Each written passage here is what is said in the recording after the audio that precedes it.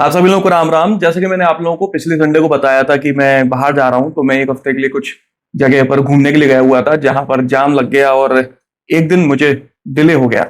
परसों रात को वापस आ गया हूं, तो अभी आपको वीडियोस मिलना वापस से शुरू हो जाएंगे। न्यूज के बारे में बात कर लेते हैं। तो ऑडी ने ये कंफर्म किया है कि ये RS5 को इंडिया में लॉन्च करने वाले हैं, लेकिन लॉन्च कब करेंगे ये कंफर्म नहीं किया। इंपोर्ट करके लाएंगे, सीबी इंपोर्ट होगा, बना बनाया लेके आएंगे। इस गाड़ी के ग्लोबल मार्केट में अलग अलग बॉडी टाइप मिलते हैं, लेकिन इंडिया में सिर्फ सेडान में ये आने वाली है। ये ऑडी की पहली हाइब्रिड RS होगी, 639 bhp की पावर और 825 Nm के टॉर्क के साथ में। गडकरी जी ने बोला है कि मारुति वाले 5 जून को अपनी पहली फ्लैक्स फ्यूल गाड़ी को रिवील करने वाले हैं।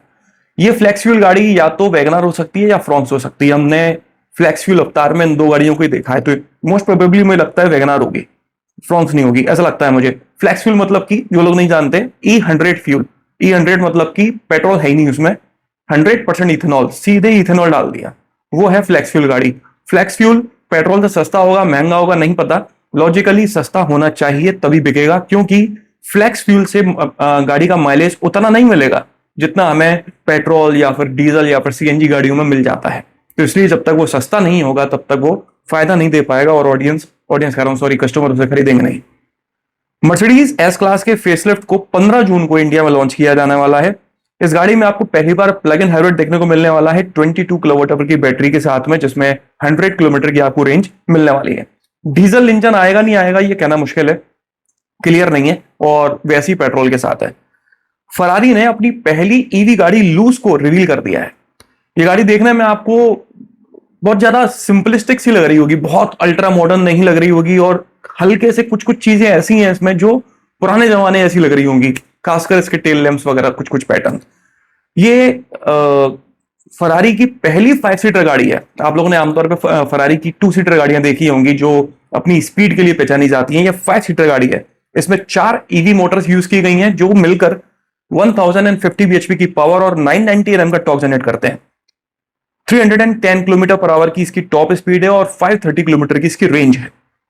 एक और खास बात है इस गाड़ी में, वो ये कि इस गाड़ी को डिजाइन किया है एप्पल के पुराने डिजाइन चीफ ने, जिनकी एक कंपनी है लव फ्रॉम, उसके कोलैबोरेशन में फरारी ने इस गाड़ी को डिजाइन किया है।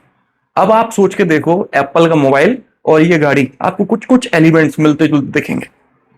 BYD ने इंडिया के लिए अपनी पहली प्लग इन हाइब्रिड गाड़ी को टीज किया है, लेकिन BYD इस प्लग इन हाइब्रिड टेक्नोलॉजी को प्लग इन हाइब्रिड नहीं बोल रहा है, DMI बोल रहा है। DMI मतलब कि dual mode intelligent plug in hybrid, ठीक है।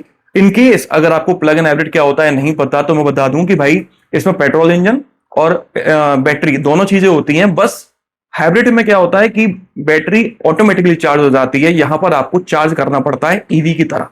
ये होती है प्लग इन हाइब्रिड गाड़ी, ठीक है। एटो 2 या फिर सी लायन 6, इन दो में से कोई एक आएगी यहाँ पे। उस गाड़ी का नाम क्या होगा एग्जैक्टली ये कहना मुश्किल है, हो सकता है यही नाम से बिके या कुछ नया नाम देखने को मिले। फाइनली MG मैजेस्टर को लॉन्च किया गया है। 40.99 लाख रुपए से शुरू होकर ये 44.99 लाख रुपए तक की मिल जाती है। 2 litre twin turbocharged diesel engine है, 215 bhp की पावर और 479 Nm के टॉर्क के साथ में। 8 स्पीड टॉर्क कन्वर्टर इसमें मिलता है। तो फाइनली फॉर्च्यूनर को अपना राइवल जो है वो मिल गया है। अब देखते हैं कि ये राइवल कस्टमर किस हद तक एक्सेप्ट करते हैं। लोटस एमिरा 420 स्पोर्ट को रिवील किया गया है। मोस्ट पावरफुल एमिरा है ये अभी तक की। इसमें 2 लीटर 4 सिलेंडर पेट्रोल इंजन मिलता है जो 420 bhp की पावर और 500 Nm का टॉर्क जनरेट करता है। 8 स्पीड DCT है। 0 to 100 की स्पीड को ये सिर्फ 3.9 सेकंड्स में अचीव कर लेती है और टॉप स्पीड है 299 किलोमीटर पर आवर। आपको ये फिगर सुन के ऐसा लग रहा होगा भाई ये सबसे पावरफुल गाड़ी है एमिरा की। फिगर्स इतने इंप्रेसिव नहीं है, लेकिन बॉस इस कंपनी की सबसे पावरफुल गाड़ी यही है, जैसी भी जो भी है ये। विनफास्ट वालों ने इंडिया में एक और गाड़ी VF8 के लिए पेटेंट फाइल किया इसके डिजाइन को लेकर। ये पिछले साल ऑलरेडी वियतनाम में अनवील की जा चुकी है, जिसकी इमेज आप देख पा रहे होगे, लेकिन अब ये इंडिया पे आने वाली है। हुंडई वाले अपनी गाड़ियों के प्राइसेस को 1% तक इंक्रीज करने वाले हैं जून से, मतलब कि कल से। और ये सिर्फ हुंडई वाले नहीं, सभी लोग बढ़ा रहे हैं धीरे धीरे करके, चाहे वो 4 व्हीलर कंपनीज हो या 2 व्हीलर कंपनी हो, सभी अपनी अपनी गाड़ियों के प्राइसेस इंक्रीज कर रहे हैं। इस साल में कई सारी कंपनीज ने इंक्रीज किया है, वो भी एक नहीं 2 बार भी किया है किसी ने। तो टियागो के फेसलिफ्ट कह लो या टियागो की नेक्स्ट जनरेशन कह लो, क्योंकि टाटा वाले तो उसको नेक्स्ट जनरेशन ही कह रहे हैं, उसको लॉन्च कर दिया गया है। ईवी, सीएनजी और पेट्रोल तीनों अवतार में एक साथ लॉन्च किया गया है। अगर आप ईवी लेते हो तो 7 लाख से 10 लाख रुपए तक की आपको मिलेगी एक्स शोरूम। अगर आप पेट्रोल लेते हो तो आपको 4.7 लाख से 7.85 लाख रुपए तक की मिलेगी एक्स शोरूम। अगर आप सीएनजी लेते हैं तो 5.8 से 8.55 लाख रुपए तक की मिलेगी। मैनुअल और ऑटोमेटिक दोनों में सीएनजी अवेलेबल है। इसमें फीचर्स ऐड किए गए हैं। फीचर्स के बारे में आपको रेंज बता दूं तो टैगो ईवी में 2 बैटरी ऑप्शंस हैं, एक 19.2 और दूसरा है 24 किलोवाट आवर। छोटी वाली बैटरी में आपको 226 किलोमीटर की रेंज मिलती है और बड़ी वाली बैटरी में 285 किलोमीटर की। फीचर्स की बात करते हैं तो इसमें कई सारे नए फीचर्स ऐड किए गए। नो डाउट डिजाइन काफी हद तक चेंज की गई है। Interior, exterior, front, side, rear सब कुछ चेंज किया गया है। तो चेंजेस तो इसके नेक्स्ट जनरेशन वाले हैं, उस लेवल के हैं, तो उसको फेसलिफ्ट कहना तो ठीक नहीं होगा। और फीचर्स भी इसमें कई सारे ऐड किए गए हैं, जैसे कि इसमें 6 एयरबैग्स अब स्टैंडर्ड मिलने लगे हैं। 360 डिग्री कैमरा मिलता है, ब्लाइंड व्यू मॉनिटर मिलता है। एडास नहीं है बट उसका ब्लाइंड व्यू मॉनिटर वाला फीचर है। कनेक्टेड कार टेक्नोलॉजी है, कनेक्टेड टेल लैम्प्स है, 10.25 इंच की टच स्क्रीन है इंफोटेनमेंट सिस्टम में, और डिजिटल डिस्प्ले भी काफी अच्छा डिजाइन दिया हुआ है। देखने में लग नहीं था कि ये एक ट्यागो वाली सेगमेंट की हैचबैक है। रोटेटरी ड्राइव दिया गया है जो आपको पंच में देखने को मिलता था। रियर एसी वेंट्स मिलते हैं, कूल्ड क्लब बॉक्स दिया गया है, क्रूज कंट्रोल है, कई सारे फीचर्स उसमें ऐड किए गए हैं। तो बॉस ये गाड़ी पहले से काफी ज्यादा फुली लोडेड हो गई है और प्राइसेस भी इसके कोई ज्यादा वैसे नहीं है, काफी कॉम्पिटेटिव प्राइसेस हैं अपनी सेगमेंट के हिसाब से। तो बाकी इसमें वायरलेस चार्जर भी दिया गया है, वो भी एक नहीं दो।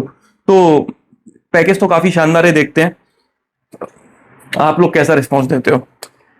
टेस्ला ने मॉडल वाई के premium rear wheel drive edition को लॉन्च किया है 50.89 लाख रुपीस में, ठीक है। और long range all wheel drive आपको मिलता है 62 लाख रुपीस का। यही 2 वेरिएंट्स इस गाड़ी के अवेलेबल हैं। पहले इसमें long range rear wheel drive edition आता था जिसको डिसकंटिन्यू कर दिया गया है।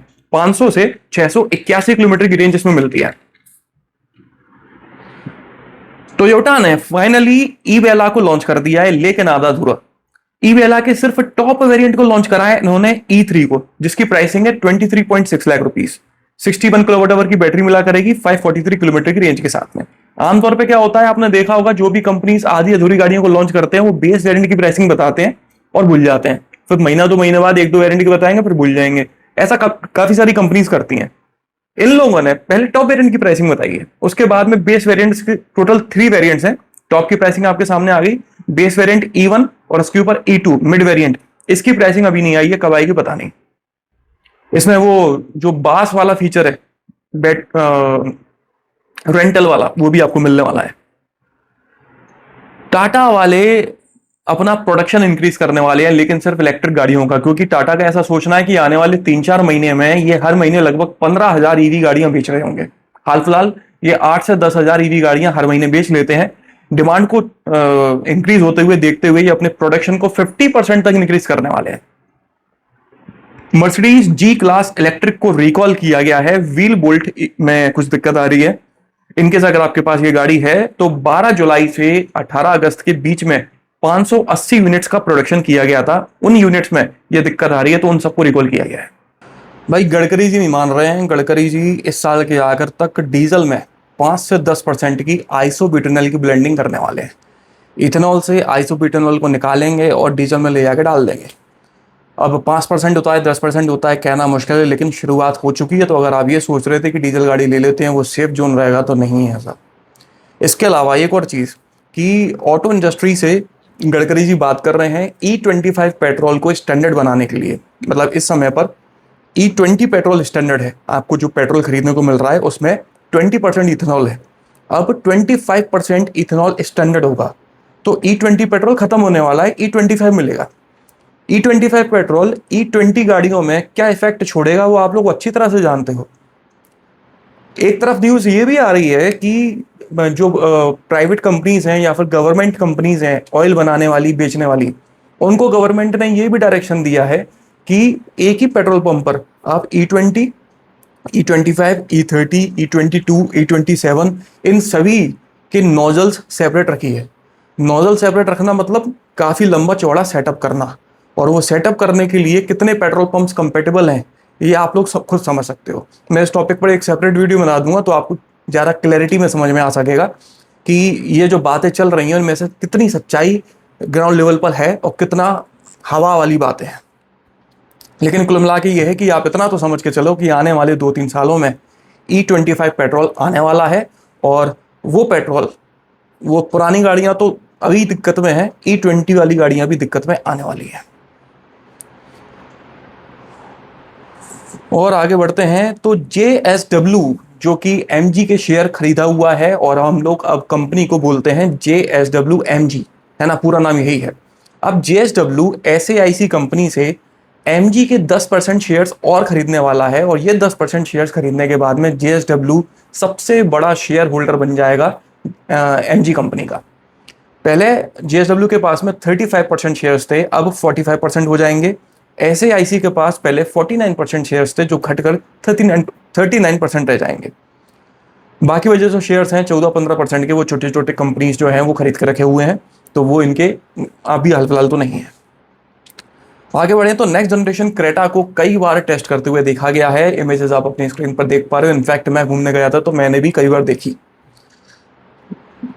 बात करते हैं तो महिंद्रा ने नए स्टीयरिंग व्हील के लिए पेटेंट फाइल किया है इंडिया में, और 2 पेटेंट फाइल किए हैं। आने वाली जो उनकी एसयूवीज आने वाली हैं उनमें आपको ये देखने को मिल सकती है कुछ इस तरह की स्टीयरिंग।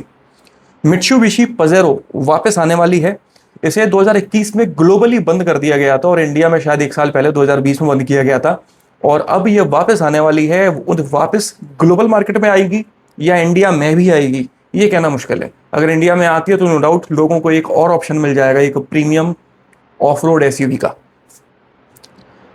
किया सोरेंटो के बॉडी शेल को एक ट्रक पर रखे हुए जाते देखा गया है। आमतौर पर इस तरह से गाड़ियों को नहीं देखा जाता, बड़ा ही अनप्रोफेशनल वे है, और ऐसा नहीं है कि कोई एक्सीडेंटल गाड़ी है या इस पर काम चल रहा है। कुछ हो सकता है, ऐसा पॉसिबिलिटी है कि सोरेंटो लॉन्च होने वाली है, तो क्लियर है, तो हो सकता है कि इंपोर्ट करके गाड़ी मंगाई हो और यहाँ पर ये गाड़ी असेंबल होने वाली हो, जिसमें से बॉडी शेल ट्रक पे रख के जा रहा है। अगर ये बात सही भी है तब भी ये तरीका काफ़ी अनप्रोफेशनल है। जो कवर्ड लंबे और बड़े वाले ट्रक्स होते हैं जिनके अंदर गाड़ियाँ भेजी जाती हैं, उनके अंदर ये शेल्स वगैरह जाते हैं और पार्ट्स जाते हैं, और वो फिर प्लांट में जाके असेंबल होके आपको मिल जाती है। ऐसे चौड़े में खुले में नहीं जाते, तो थोड़ा अनप्रोफेशनल है। लेकिन जो भी है भाई है, सोरेंटो आने वाली है इंडिया में। रेनो वालों ने ब्रिजर कॉम्पैक्ट एसयूवी, कॉम्पैक्ट नहीं असल में ये सब कॉम्पैक्ट एसयूवी है, इसके डिजाइन को पेटेंट कराने के लिए फाइल किया है। 2027 में ये गाड़ी लॉन्च होने वाली है। नेक्सॉन वेन्यू की सेगमेंट में ये आएगी। 1.2 लीटर पेट्रोल इंजन इसमें मिला करेगा। खबर तो ये भी है कि हाइब्रिड टेक्नोलॉजी होगी, देखते हैं माइल्ड हाइब्रिड होती है या स्ट्रॉन्ग हाइब्रिड होती है, या होती है भी नहीं होती, पता नहीं। टू व्हीलर मार्केट की बात करते हैं तो ट्रायम्फ स्ट्रीट ट्रिपल 765 RX को लॉन्च किया गया है 13.91 लाख रुपीस में। ये गाड़ी सिर्फ 1 साल के लिए अवेलेबल होने वाली है। 2026 में ही इस गाड़ी का प्रोडक्शन बंद कर दिया जाएगा। 756 सीसी का इंजन होगा, 130 bhp की पावर और 80 Nm के टॉर्क के साथ में। BMW M1000 RR10M TT edition को रिवील किया गया है।